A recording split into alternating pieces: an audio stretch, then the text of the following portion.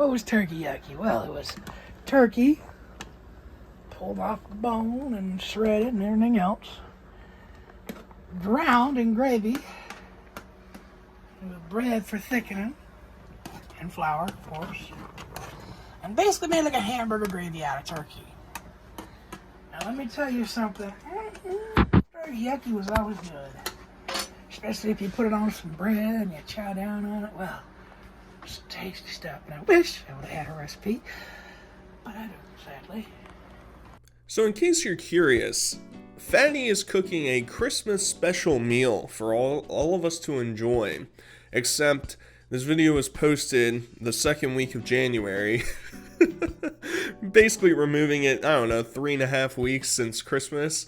And we're just gonna pretend like, oh yeah, this is a good moment for us to watch this video. You couldn't have renamed it something. You couldn't have cut out the part where you said it was a Christmas video. Nah, just post it now. Who cares? We'll just put it up now. And he's talking with some southern slang about his grandmother's old turkey hamburger recipe thing. I guess I understand where he gets his cooking with Fatty ideas from, because that just doesn't sound very good to me personally, but to my knowledge, he's always lived in the Midwest or up north. I don't know, maybe I'm mistaken, maybe he lives southern for a little bit, but either way, I think we're gonna get to the crux of the point that, Fatty, why did you sit on this video for so long? I've had people ask me, where's the Fatty videos? Where are the Fatty videos? Fatty didn't post anything.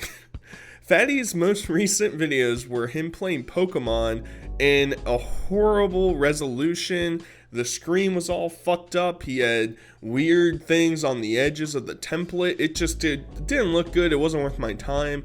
This was his first video that he actually posted that was like a traditional Fatty video in, I don't know, like 3 weeks. And it's like, what? Why? I know he's on Fish Tank, but I thought this was supposed to be your most important set of your career, and you're not really taking it all that seriously.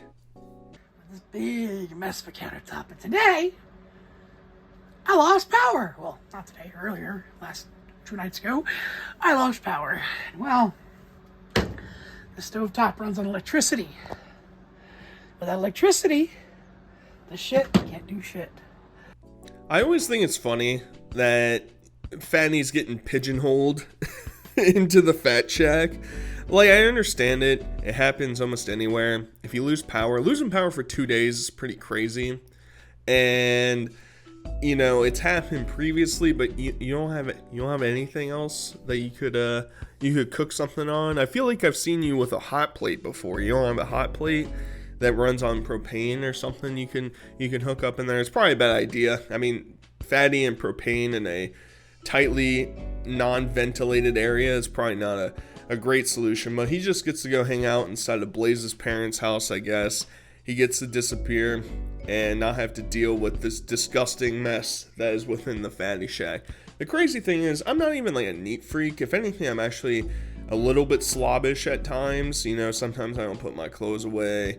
Sometimes the laundry gets a little bit too high. Sometimes I don't unload the dishwasher in a quick amount of time.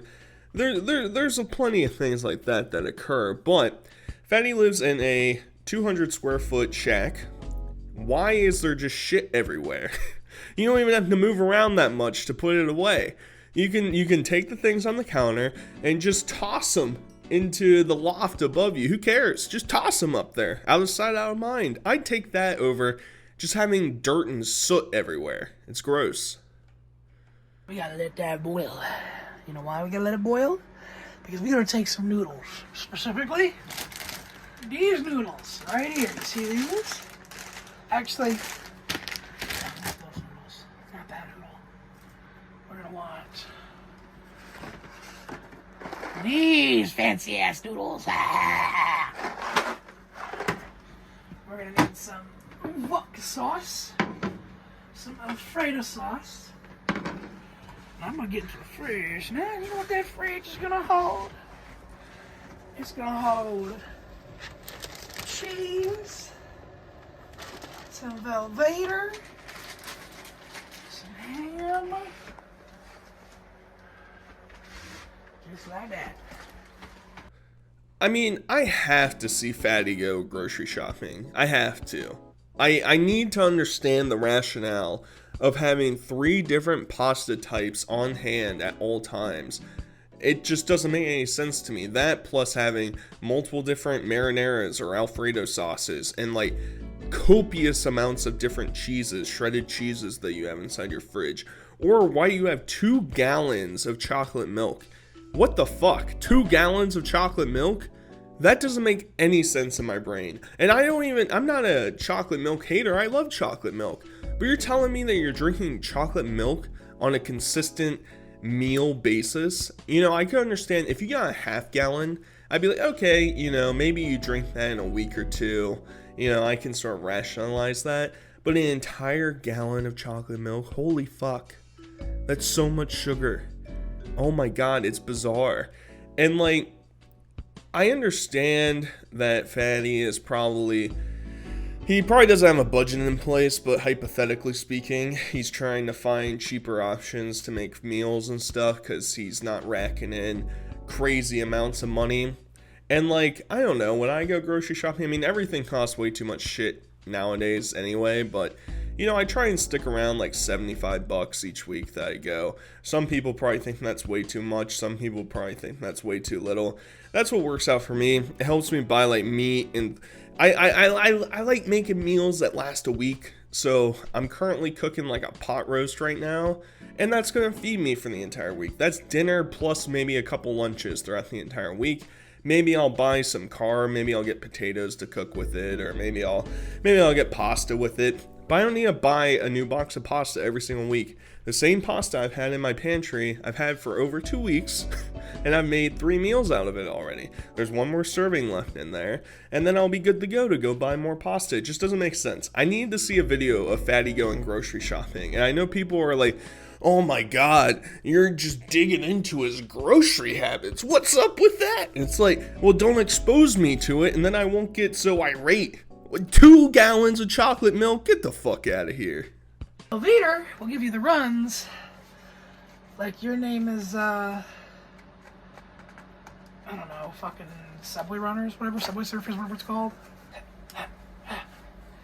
Alright, let's pull these up.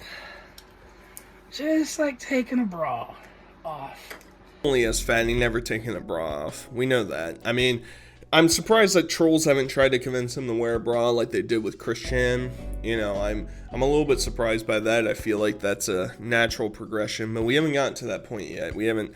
The trolls haven't infiltrated Fatty that much. Secondly, you know, I want to dunk on Velveeta because it's gross to look at when it's being chopped up and put into stuff, but it does add like a creamy cheese texture to what you're making.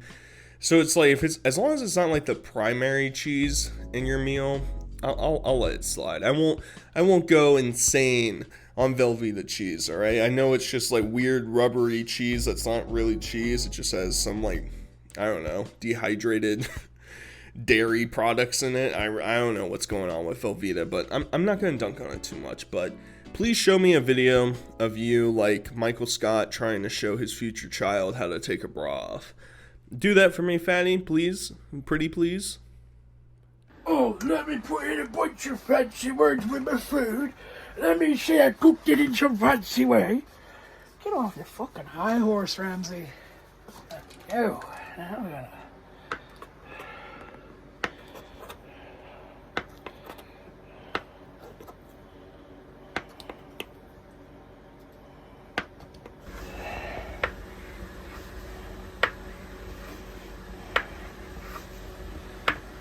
You know this, Fatty, but there's this invention called a cutting board. And if you don't know what a cutting board is used for, it's pretty self-explanatory. You put things on top of it so you can cut it. And the reason you do that is so that you don't completely destroy your countertop. Now, it looks like he's using some sort of solid surface countertop, something relatively cheap that you can go buy at Home Depot or Lowe's or something.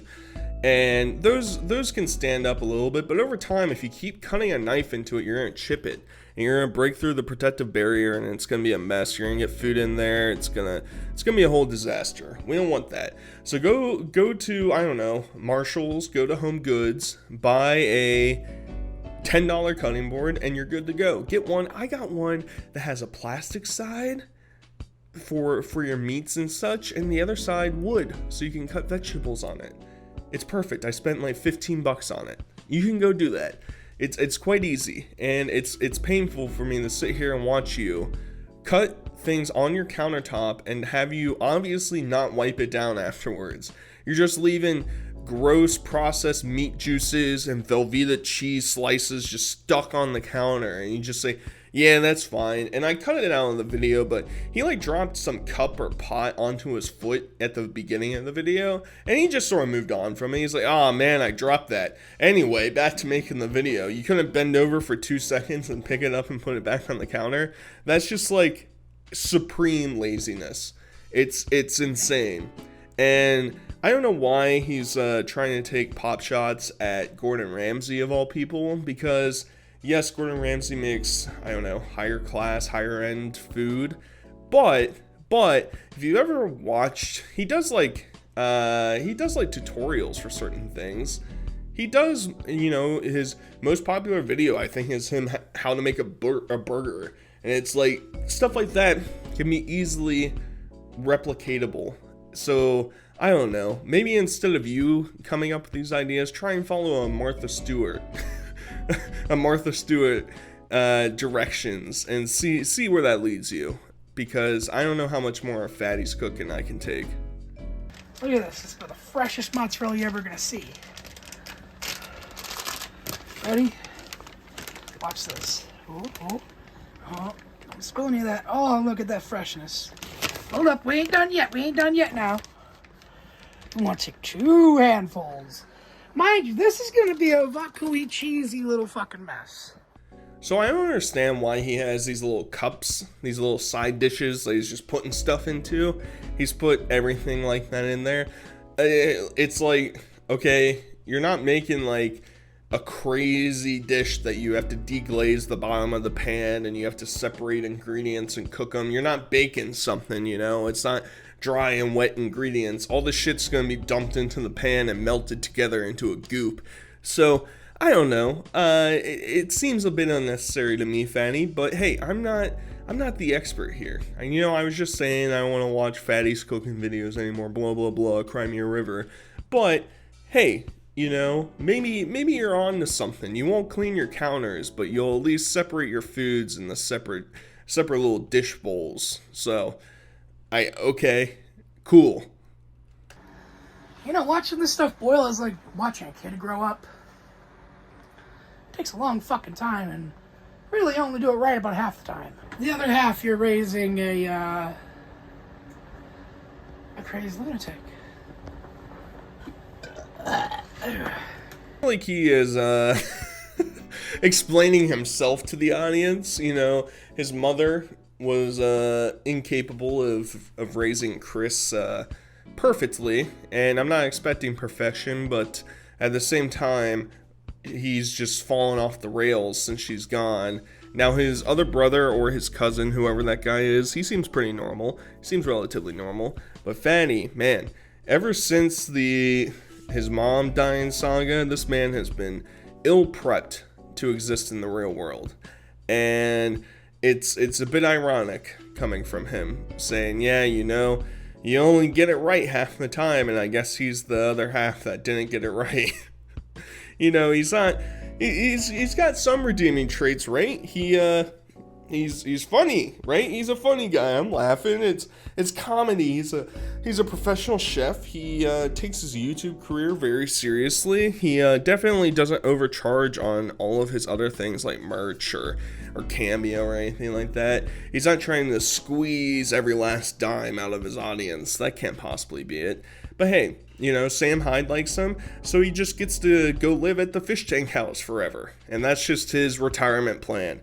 Hope to God the show keeps going on so that Fatty can have a month's paid living situation for the rest of his life. I'd like to just say I hope y'all are having a very Merry Christmas and a Happy Holidays, because let's face it, I think we all deserve one after the past few years. Hopefully y'all are spending time with your families and letting the ones you love know just how much they mean to you.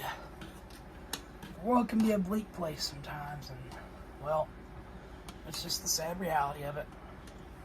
That being said, hopefully your season's been full of merry and happy times, and even if you don't celebrate Christmas, hopefully whatever holiday you celebrate, even if you don't celebrate jack shit, hopefully it's going well. This is rich coming from Chris because he spent his Christmas inside of the hellhole that is the fish tank house, which is fine. I guess I don't know what else he would plan to be doing, but it's a bit sad listening to this from Chris because, yeah, holidays should be a time to spend with family, and not everybody gets to experience that, and sometimes bad things happen during the holidays that you don't get to cherish them as much as you probably would want to. But Chris is just surrounded by people that really don't care about him. He's more of the freak inside a cage at the circus that you get to point and laugh at. And, you know, if he's content with being that character, I guess that's fine. But I don't know if that's how he truly sees it, because I don't really know if, like, obviously Blaze and anybody else that helps him do videos don't really care about him. That's how I feel. Maybe I'm just looking way too much into it and I'm just a stupid little idiot, but it feels sad anytime you see Fatty, because it's like, who are his true friends? You know, where's the pyrotechnic guy from the iDubbbz documentary? Where'd that guy end up? You know, Robert was only here for a little bit amount of time, and it just didn't vibe like he used to. It's a bit sad, but that's your break of reality. We're gonna go back to the food now. And on the side, just in case you're gonna need it. I don't think you should once you have that looking. Ooh. There we go. And you can almost smell it too. Oh, this is gonna be tasty.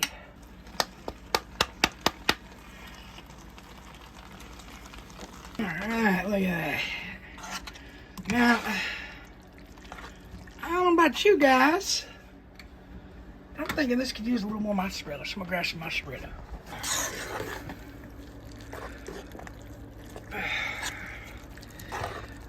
And now we're gonna call this Christmas turkey done. It's fucking gross. It's really gross. You know, you reach a point in your life when you get older. Like, maybe if I was like 10, I'd be like, oh, damn, dude, this is sick. I used to love putting cheese on everything. I put cheese on my chips, make homemade nachos, put cheese on my chicken nuggets. I mean, I was obsessed with cheese. But when you get older, you realize that excess is not always good. You know, have you ever seen those videos online of, you know, a chocolate lava cake that's just fucking drenched in chocolate? That shit's gross. And whenever you see all these strings of cheese being pulled away, that's gross. I don't want stringy cheese in my pasta. I want some creaminess. If Chris would just cut out cheese from his diet, that's it. If he just cut out cheese, he could have everything else that he loves to eat and drink. He would lose a couple pounds a week, at least. His fridge is full of cheese. He puts cheese in everything. And it's just like, it doesn't make the meal taste good. It's like, Chris, come over to my apartment and you can have some of the pot roast I'm making. It's got onions, it's got garlic, it's got beef, it's got carrots, it's got peas. I mean, it's got a bunch of vitamins and nutrients that you haven't had in a long time, and it might just put you in the shock that you could make something like that. I bought my crock pot for like $40 on Amazon. $40. You don't have $40? Take all the cheese, all the money you spend on cheese, because cheese is expensive, and buy a crock pot and start making actual meals. Alright? You don't need to put cheese in everything, dude. It's so gross to look at. Now it's mealtime. Let's see. Whew. Look at that. Oh, it's like that cobweb from Shrek. Really thick pudding. And as you already know, you're in good health if you're pooping regularly, and this will definitely get a man shitting his britches. Now, I'll see y'all later. I'm gonna eat this shit because it's so good. And to all you haters, I'm saying fat. I'm gonna die before I'm 30. You're the same motherfuckers that said I wouldn't make it to 25. Here I am, 26 or something. He doesn't even know how old he is. And yes, if you keep eating like this, Chris, you are gonna die.